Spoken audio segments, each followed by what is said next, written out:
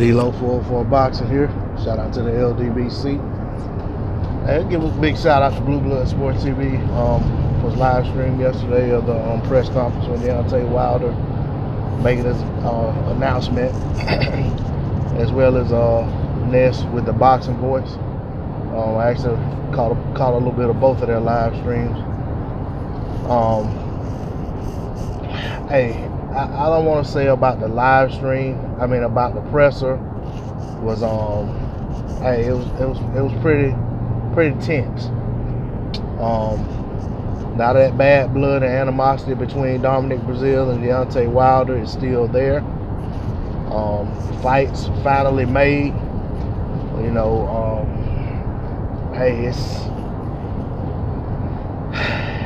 gonna be a hell of a build up to the fight. Hope nothing over the top happen. Hope it doesn't get any more animated, any more, you know, any more tense than what we saw yesterday.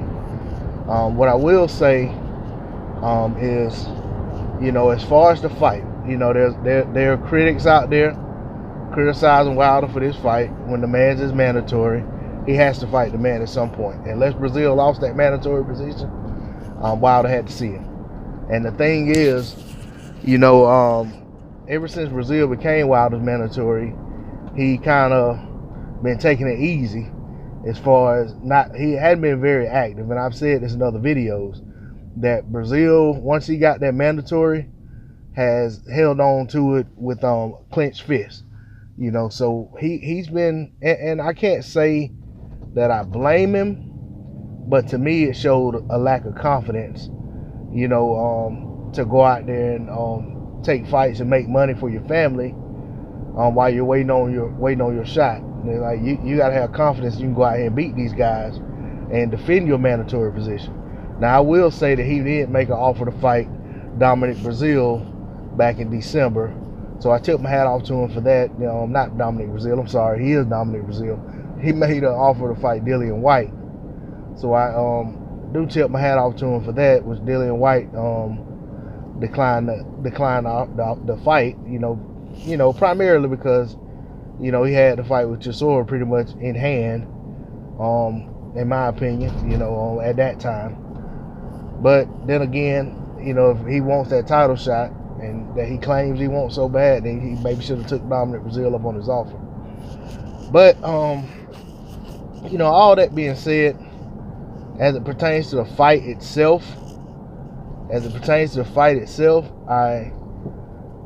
I've heard people criticizing Wilder for the fight, saying that he's it's gonna be an easy fight, or, you know, alluding to the fact that Breazeale is a cherry pick and so forth and so on. But then at the same time, I've also heard people say, and people have been on my videos leaving comments saying that Wilder's ducking his mandatory and that Breazeale knocked Wilder out. So, for those who have said that, you know, I definitely want to see what their response is. You know, should Deontay Wilder go out and knock Dominic Breazeale out as expected? You know, I bet you those same ones will come on here criticizing him. You know, but that's pretty much par for the course when it comes to Deontay Wilder. You know, even with when he fought Luis Ortiz, you had people saying, you know, that Ortiz was gonna kill Wilder, etc., etc. And then when Wilder knocked him out, all of a sudden Ortiz was 100 years old.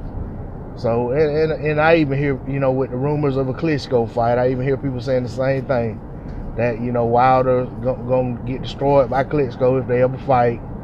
But at the same time, you already know that if Wilder goes out and knocks him out, they're gonna say Klitschko's a 50-year-old man. So, you know, it is what it is. You know, but as far as the actual fight in ring, I just hope all of this animosity and bad blood doesn't spill over to the fight, to the point that we get a sloppy contest. You know, a lot of times when two fighters have so much bad blood toward each other, so much angst, you know, that lends itself to a sloppily contested fight.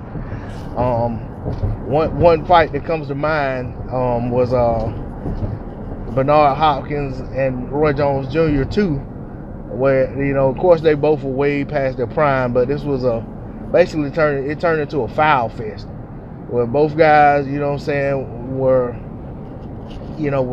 so eager to get to one another that they was just throwing punches wherever. You know, and it was a very, very ugly fight. I mean, it was a horrible fight to look at. It's even a horrible fight to watch highlights of. The highlights aren't even, it's hard to even find nice highlights of that fight. You know what I'm saying? There were so many sloppy punches thrown. But, the Dominic Breazeale and Deontay Wilder are both a lot younger than those guys were. They're a lot closer to their primes. So I don't expect the fight to be that bad. I'm hoping that it's, a clean fight. I'm hoping that, all of that animosity and stuff just drives them to, fight to the best of their ability, not to go out there and, have a foul field contest. I don't want anyone to, get any kind of injury because the other guy twists his arm or some nonsense like that. I don't want to see that. That stuff has no place in the sport of boxing. But, all of that being said, I'm looking forward to the fight. I've been one of the people calling for Wilder to get rid of Breazeale a while ago. I was hoping that Wilder fought Breazeale before the Fury fight, but we found out why that didn't happen. Wilder actually had an injury that he was nursing before he went into training camp, so fighting Breazeale wouldn't have worked at that time. But I tell you, I'm glad the fight's finally about to be here. May's not that far away, and I really look forward to the fight taking place. And I fully expect Deontay Wilder to get his hand raised at the end. And I expect Dominic Breazeale to go into obscurity after the fight, or to take a long break, like my man Chris Arreola had to do after the Wilder fight. But that's all I'm gonna say on it. Shout out to the LDBC. Shout out to my subs. Anyone hadn't subscribed to the channel, ask you to please subscribe. Hit that bell icon. Drop a comment in the comment section. Hit that like button for me. D-Lo 404 Boxing. I'm out of here. Peace.